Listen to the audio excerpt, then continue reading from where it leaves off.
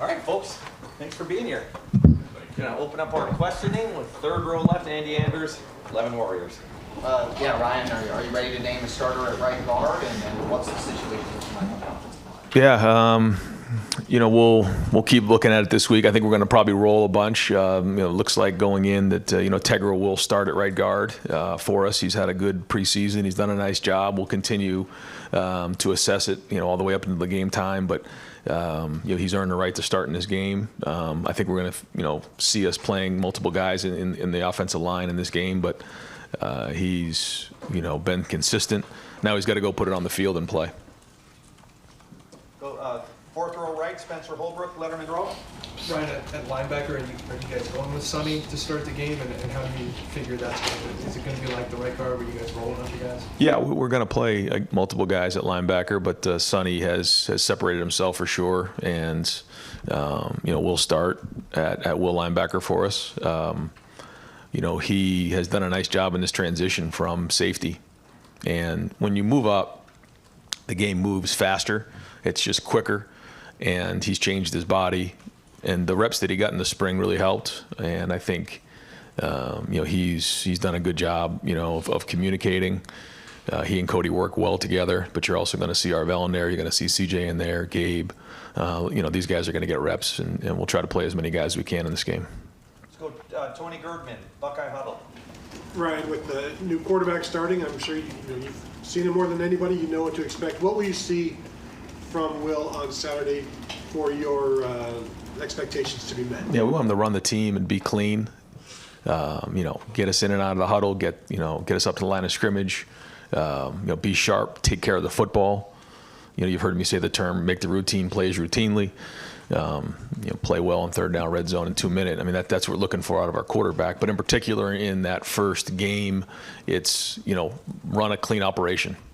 That's ball security, that's cadence, that's communication, the new headset and how we're doing that. And, we are going to be huddling some and those type of things. Not all the time, but that's a little bit different. And, how are we converting on third downs and, all those things, sideline adjustments. So it's getting into the game, getting a feel for it, and playing clean. That's what we're looking for in week one. Front row, Dave Biddle, 24/7 Sports. Ryan, is the depth on the offensive line maybe a little better than you expected? I mean, Carson might be a backup for you guys after starting 12 games last year. I know some other guys you mentioned, like Austin, Zen, have stepped up a little bit. Are you feel good about the depth? Yeah, one of the things, it was like early on, the little illness that was going around the offensive line was frustrating, but coming out of preseason camp, we felt like we built some depth because we had to, and some guys got forced into duty maybe a little quicker than they had to. And when you're working with the ones, you have to tighten up, all the things technically that you're getting away with, maybe with the twos and threes. When you're blocking Tyleek and Ty and those guys, you can't get away with that stuff. You better figure it out fast. And because of that, we have built more depth than we expected coming out of preseason. So that's been a positive. But we are going to try to get as many guys in the game as possible, grade it, and just keep evaluating. And one of the things that we talked about as a staff today is, you've heard me talk about building a foundation with this team. I mean, the foundation is not complete. I mean, this is a long build to the end of the season. So we want to come through this week, watch the game, get on the film, and figure out who graded out a champion, who didn't. But ultimately, we want guys to play really, really hard in this game and get it on film, start to make the corrections. When you're in preseason camp, there's a lot of assumptions you make. Some that are right and some that are not right about players, about scheme, overall personnel. So excited to get that going this week and figure out what we got going into Sunday.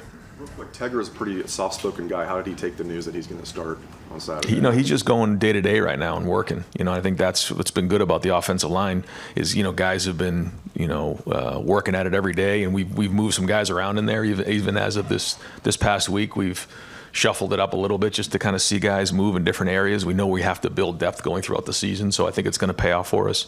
But he's been workmanlike. It wasn't like he's knocking on anybody's door and saying, what is my situation this week. He knows that if he continues to play the way he is, he's going to be a starter for us and be a huge contributor. But it's consistent and consistency that we're looking for out of him. But he's been one of the guys that we've been able to count on in this camp. And and that matters. You know, when you get 20 some odd practices under your belt and you get the 15 in the spring, those reps add up, and he's been in there now for a while. When you think about the last couple of years, you know, we really kind of got him with the twos even as a young player, and I think all of that is starting to pay off now for him. Stephen Means, Cleveland.com. You've had a starting running back, but you've never really had guys who are co-starters for starters. Just for the sake of asking, who's going to take the first snap at running back on Saturday? Yeah, I don't think Locke's decided that yet, but they're both rolling in practice. You know, it's you know, we're going to get our money's worth this week with the Heat, and you know, so we're going to be rolling these guys pretty good, and James is going to get in there as well. So, you know, we haven't really talked about that right now. Those guys are rolling, and they're both going to get a bunch of reps on Saturday. You mentioned James there. Has he made you guys feel comfortable about where the depth is in terms of who might be the third guy up at running back with the way he's played? Yeah, I would say James right now is the third running back. He's made some really good strides. Now he's got to go put it on the field and play games, and that's different than just doing it in practice. There's still some things that he knows he's got to improve on in different areas. But, you know, in a part of that now is getting in the routine of playing a game and, you know, being consistent over time. And when you're a freshman, sometimes that can be a challenge, making sure you're getting your rest, making sure you're taking care of your body, and bringing consistency every week. So that'll be the challenge for him. But he's going to play again a bunch of snaps like a bunch of these guys. Yeah. Far left, Joe Nugent, WCMH. With the iPads now on the sideline this year, what type of impact do you think that'll have? Well, it's the same for both sides. But I think the communication in game will be very, very important in identifying what's gone on in the last series. We did that in the stadium the last 2 Saturdays. We were able to go through and see what it would look like at halftime, what it would look like during the game, up in the booth, on the sideline. And, you know, you have an ability to tag certain plays on your side of the ball so that you can all get to it at the same time, identify what those things are, and then make corrections or identify what scheme things are going on. So I think you're going to see, you know, a little bit more in-game adjustments than maybe previously. But, you know, other than that, I mean, football's still football. That's not changing. Fourth row right, Jeff Gilbert, Press Pros.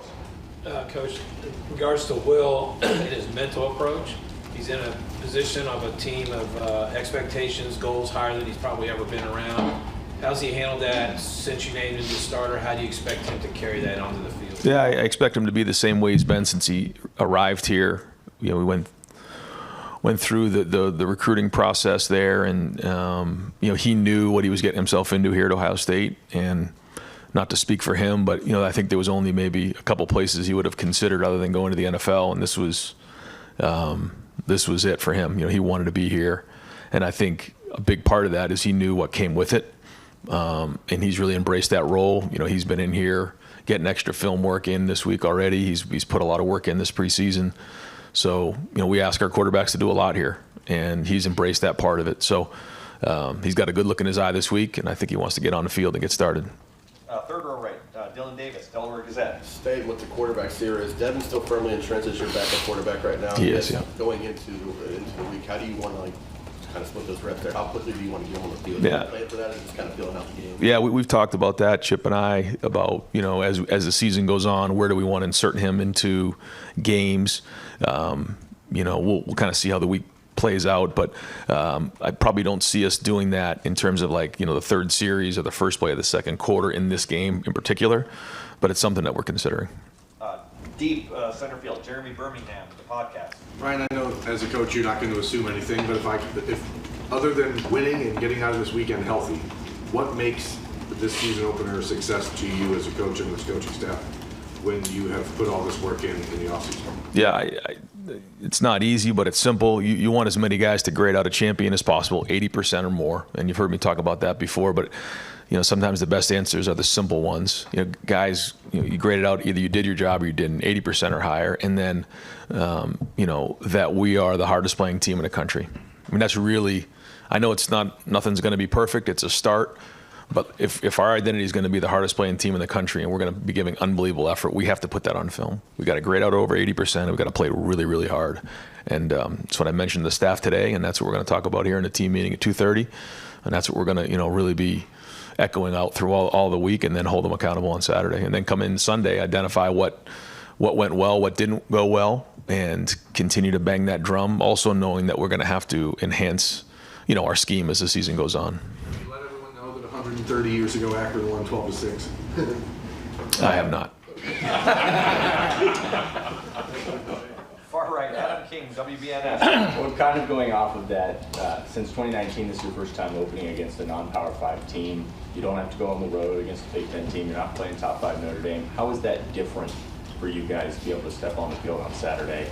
Not taking anything away from Akron, but knowing, it's not as much of a challenge. Yeah, for us, it's always been about us. You hear me say that a lot, but you have to really focus on the process of it and like what are we doing, and our opponent shouldn't matter.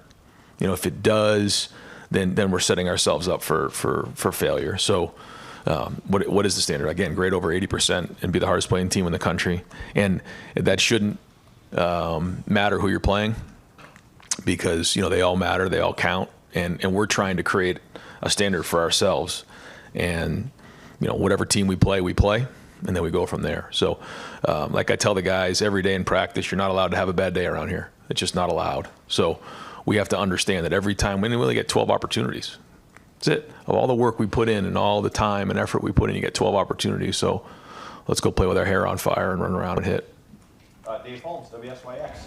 Ryan, we saw the guys wear the Jesus One T-shirts when they moved in. This weekend they had a baptism event. I'm curious, I haven't seen your team this vocal, at least when it comes to faith. What have you seen from them over the weekend, and is that something you feel in the locker room? Well, I think this team is close. I think when you look at what they've done together as a group, they rub off on each other, and that part of it, that's their own business that they handle. But I think when you start to see and hear some of the messages that some of our team is giving, not only out in the community but to our own team on campus, those type of things, you just recognize what unbelievable guys we have in our locker room, the type of people that we have, and certainly the academic, what we've done being over a 3.2 for the last, 2 semesters. And again, you're seeing things like this and some of the community outreach. I mean, they care about not only their teammates, but they care about the community. They care about Buckeye Nation. They care about the fans. And these are great, great people. And, a lot of these guys decided, to come back, or decided to come here, and could have gone a lot of other places, some to the NFL, to some to other schools, but they came here for a reason, and it was to make an impact, and the number one way they want to have an impact is win championships. But there's a lot of other ways to make impacts as well, and they want to continue to do that. So when it's all said and done, there's trophies in the lobby, there's rings to be worn, but there's also people that have been impacted, and there's stories to be told. And the guy to me that comes to mind with that is Archie Griffin, and now the statue is going to be in his name here this weekend. But of all the things he's done in terms of winning the 2 Heismans and all the great history he's had here on the field, to me it's the impact he's made off the field. And I can't tell you how many people have shared stories with me about being a young kid who looked up to him, and Archie took time, or he went to an event and spoke to folks and he took time, and because of that, he's a legacy. What he did on the field is unbelievable, but to me he's even more special for what he's done off the field, and I think our guys have embraced that in the locker room. Andy Backstrom, on 3. Ryan, what will it look like for special teams in game? I know you've talked about the strategy with using assistants. Is it going to be different for in game, and since the coaching changed with that role? Are you going to allow will Rob Keys and will they be involved in here? Very much so, yeah. So Rob is going to be sort of like, the ringleader of it all, and I'm right there with him for everything. And we're going to utilize everybody we possibly can. Matt Guerreri is running the punt team. James Laurinaitis is doing the kickoff. Brian Hartline and Keenan Bailey are doing both the return units, kickoff return and punt return. But we got everybody involved. Tim Walton's been a big part of this. Each of the coaches have been very much involved with the special teams here in the preseason. So Rob is the point person. He's the the one who's going to help game plan and organize, meet with the individual group. We met this morning with the entire staff who was involved with special teams, went through the game plan in all 4 phases. But then when we get on the field, I'll be involved in terms of the substitutions, making the calls with Rob, but then getting feedback from each individual coach. Cameron T. Robinson, The Athletic. Ryan, I know you said you guys hadn't figured out which running back takes the first snap. When you have two guys like this, is it more so seeing those guys in terms of like figuring out carries? Is it more so figuring out which guys are the best and kind of going with the flow, or you feel like you have a minimum snap count that like each of these guys need to hit? I know you're not going to tell us what that is, but Yeah. the idea of that. I mean, I think you have an idea of how many carries you'd like to see for each guy, but you don't know how it's going to shake, and Locke's going to get a feel for that, and he'll be responsible for handling the substitution pattern there.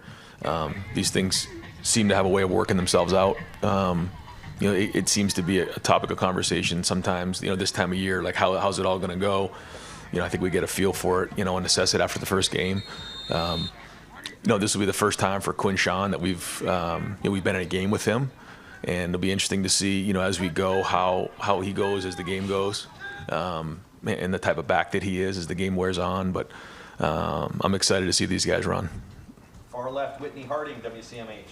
Ryan, this weekend was an exciting week 0. I don't know if you got a chance to watch any of the games, but with Florida State losing, is that just another reminder that that number next to your name really doesn't mean a whole lot? And have you had any conversations with your guys as a reminder about that? No, not in particular about that, but yeah, I think that's why you hear coaches say, when they talk about rankings, the first thing they talk about is what matters is the ranking at the end of the season, and it's coach speak, but that's a great example. I didn't get a chance to see any of the game, but yeah, I mean, I think the first thing that's noteworthy is because of the way college football is now with some of the roster turnover, you may not know exactly what you're getting with each team early in the season, and I think that's significant. Because, when you look at the roster of some of the teams early on, you're like, okay, where were they last year? Well, this guy came in from here, he came from there. Some guys got older, some guy maybe didn't play because he was injured, he comes back in, but that roster looks a lot different than maybe it did the year before. So I think, that's something that's noteworthy, but as we know, I mean, you got to bring it every week, and it has, what your ranking is, has, no indication of where you're going down the road. What matters is what you put on the field and what you earn. You mentioned the heat. How do you get your guys ready for what's going to be a warm game this week without kind of wearing them out at practice? Not your first time dealing with it, but it's a question. Yeah, I mean, it's hot all across the country. You know what I mean? We're in the north, so I mean, it's just something you got to learn to deal with, and you got to hydrate really, really well and recover at night and get your rest. But yeah, you got to make sure you're hydrating throughout the week. If you think you're just going to hydrate the night before the game, it's too late by then, and then guys start cramping. So we got to make sure that we're all over that and mix all over that, and we hydrate test everybody every day. So we'll do that and just make sure we're on it. But like I said, it's hot. Other places other than Columbus, Ohio. So we'll handle it. Right next door, Jared Smalley, WCMH. Hi, Ryan. On the subject of roster management, big picture question here. You now have a general manager. And now that you're into the football season, you're relying on him to do things that are new in that role. Some of the programs like yourselves in Alabama have these positions now. Can you walk us through Mark's contribution, how it's evolved in that title, and what that allows you to do in your role coaching the football team through the season? Because there's so many tasks involved, roster management, understanding how NIL is functioning and who's getting what. How does he help you? How does he help? Boy, that's a long answer. Because first off, Mark is he's been unbelievable to me personally. He's been unbelievable loyal to me and loyal to the program. He is somebody who works really, really hard at his job, and I think he's the best in the business at what he does. And his job has completely changed, even in the last 6 years. He's an excellent evaluator. He does a great job of understanding where the college landscape is going, where it needs to be to adapt.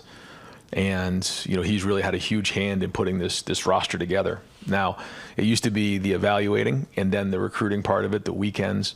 But then when you went to official visits in the spring, that completely changed. Now, we've gone from having a couple people on a visit to now having, 15 recruits and their families and you're talking over 100 people for a weekend, and it's almost like event management. There's that part of it. Then there's the NIL piece of it, and his conversations with agents and some of the folks in the community, and he's had a huge hand in all of that. So he's his role has increased, and it's become more and more important. And like I said, I think he's the best in the country at what he does. Steve Hellwagon, 24/7 Sports. Yeah, Coach, can you give us a breakdown of like Chip Kelly up or down, like how that's all going to look, where the coaches will be stationed and all? His plan is to be up in the box, and I think for him, being able to get organized up there, he's got the tablet up there, he's got his call sheet up there. He can really, be clean after every series. I think that's one of the things too that he and I were even talking about, is that when you're on the sideline and you're the head coach, you have your call sheet, but it's hard to get your next series ready when you're doing all these other things. When you're up there, you got a desk, you can sit down, you can get your thoughts organized for the next series. You can go through everything, you can communicate well, and so that's going to be his plan. Tim Drebno will be up in the box with him, Billy Fessler, and Tony Johnson on offense. Wide receiver, we've asked about a lot of positions, who's starting. I know you were taking the tact of slow rolling the talk about Jeremiah Smith, but where do things stand there at that position with maybe the top three that are going to be out there to start? Yeah, they're and Brandon Innes is right there. Bryson Rogers, Kojo Antwi, Jaden Ballard. I mean, you'll see all these guys play. I'm excited to see them play. They put in a good preseason and need a couple more days of prep into this first week, but they're excited to get out there just like everybody else. You think Jeremiah will be out there at the beginning? Yes. Okay. Folks, we've got to keep it at one question, or we're not going to get everyone in. Pat Murphy, 24/7 Sports.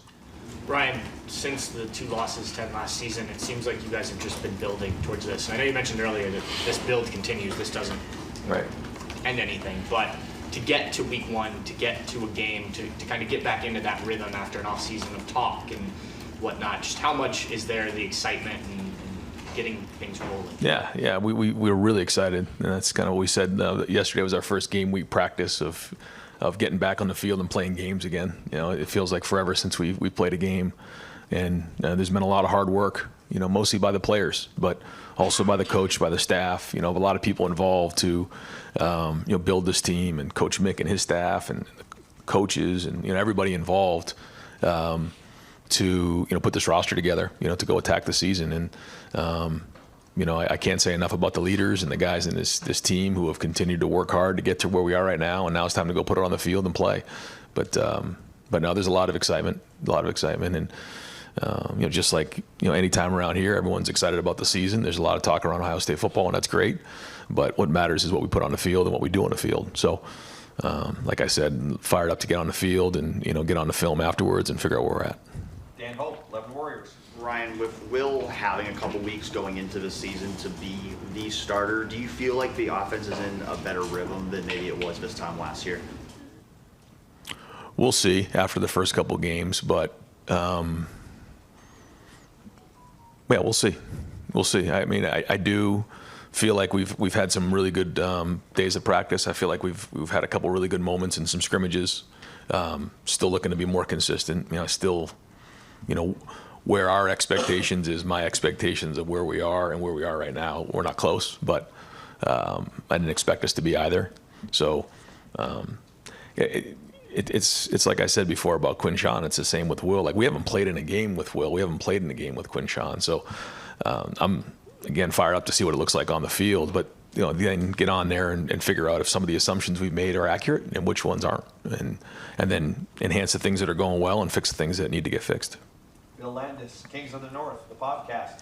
Ryan, you and Chip both last week, I think it was maybe 2 weeks ago, when Will was named the starter, said that the quarterback is the run game coordinator. And I don't know that I've ever heard you put it in those terms before. So is there anything different that's on Will's plate in that regard, or just what are you expecting him to handle when you say the quarterback is the run game coordinator? Yeah, I think it's something that, and it's an approach that Chip's always had, where there are multiple places the ball can go, in particular with the way that Chip likes to run it, and some of the things that we've done in the past with like Justin Fields, where you're reading an end and you have to make a decision. I'm either giving the ball or I'm pulling the ball.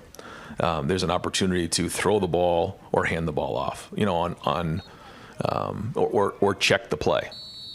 So, rarely in this offense do you just take the ball, hand it off, and move on. There are some that take a deep breath, but I think what Chip is getting at, and kind of, the when we say run game coordinator is, the decisions that have to be made. It's not just in the passing game, it's also in the run game, equating numbers, reading players, whether they're linebackers, safeties, or on the line of scrimmage. And Will's handled that pretty well, you think? He has, yeah, and he needs to be. I mean, he's got to be an expert. He's got to be the best in the country at that, because if he can do that, then, and again, not extraordinary, just routine plays, making them, then we'll have an opportunity to continue to make first downs. We want to have positive runs and get completions, and that's the focus early on as we get going. Tom Berry, WBNS. Coach, you've said that you've seen an edge with this club in practice. How important is that? What do you do as a head coach to enhance that? And do you think these guys are ready to play a game now? Yeah, it goes back to how we practice, and if we're going to play that way, we have to practice that way. And again, this is age-old commentary, but if we expect to play with an edge, we got to practice with an edge. If we're going to play tough, we got to practice tough. If we're going to have guys getting their hands on balls in the back end, then we got to do it in practice. If we're going to have guys finishing down the field, then we got to do that in practice. If we have guys playing on punt return who are going 12 seconds on a return rep as hard as they possibly can go, that's got to happen in practice. And so we just continue to create those environments and demand that there's that. Now, for this team, we haven't really had to demand it that hard. I mean, when it's time to go, when you put the ball down, they're going at it hard.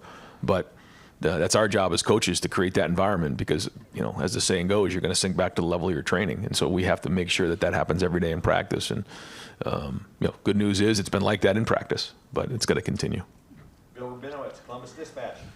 With most of your other quarterbacks, I guess Justin with the exception, you had years to build a relationship with them. You haven't with Will. What have you done to kind of hasten that process? And I know he wanted you to coach him hard, and if you could give details of how you've done that, great. But how have you kind of hastened that relationship with him, and how is it right now? Yeah, I was able to spend a little extra time with him, during the spring, and and I'm right there next to the quarterbacks, and he definitely doesn't have to worry about me coaching him hard. I can tell you that. But I think he knows.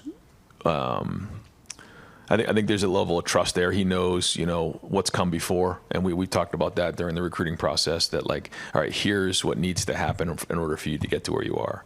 And again, I just see the way he's been in the hallways this week. He's been around it. He's studying it. He wants it. So this is just the beginning, but he wants to be a great player, and he knows that if he buys into this offense, he buys into this team, he buys into our culture, that he's going to do that. We've seen that all and more so far. So again, it seems like we're never going to get to this first game and get on the field, but it's time to get on the field and go play football.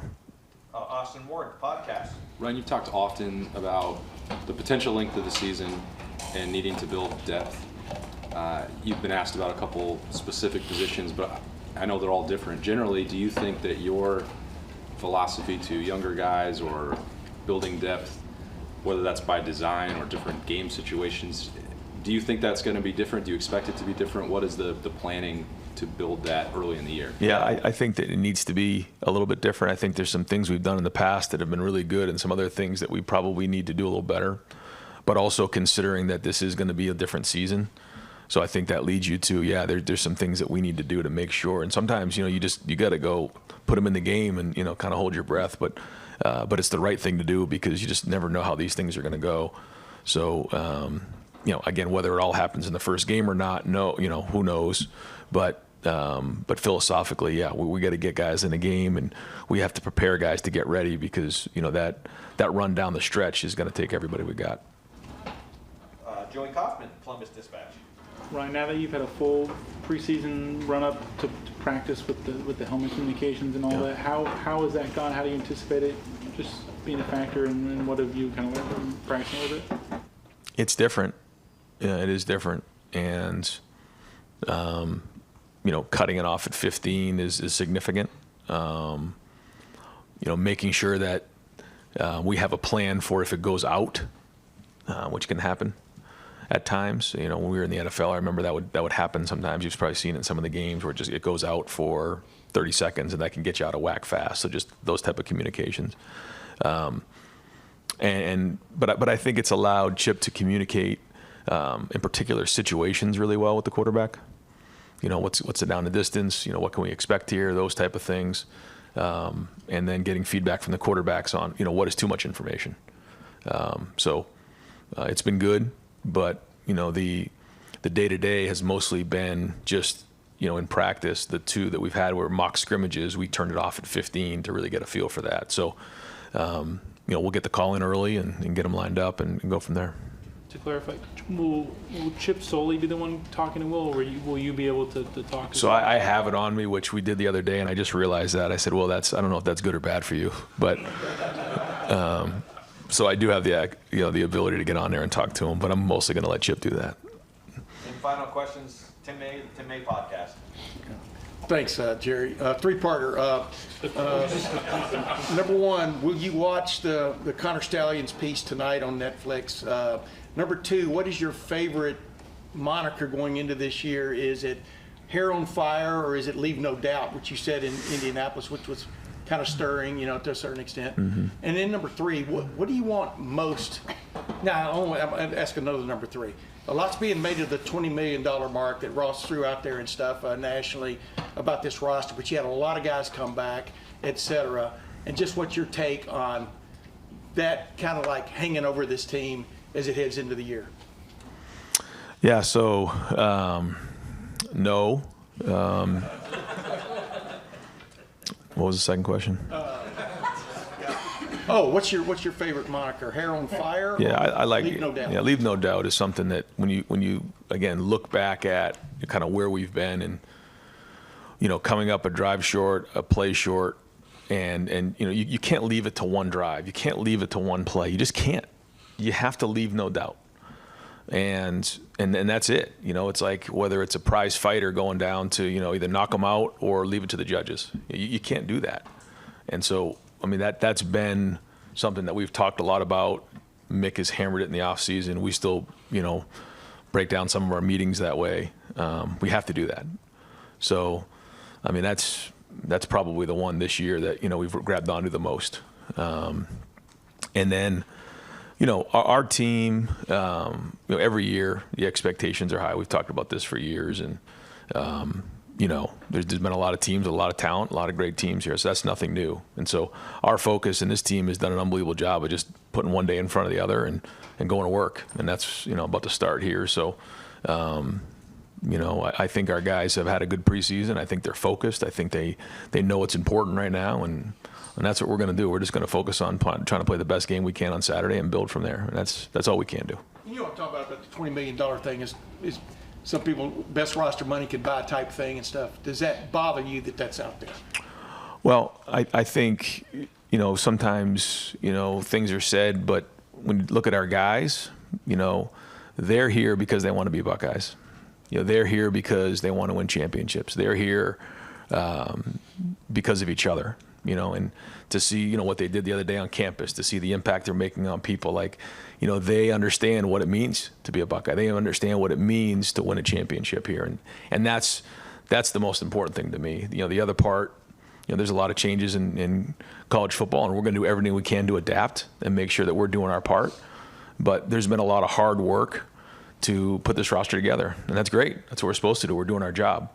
But to me, it's about these players, and that's the number one thing for me. And that's what allows me to put 2 feet on the ground every day, is envisioning, these guys and these players, hosting trophies and winning championships. And I think it's the same way with our entire staff.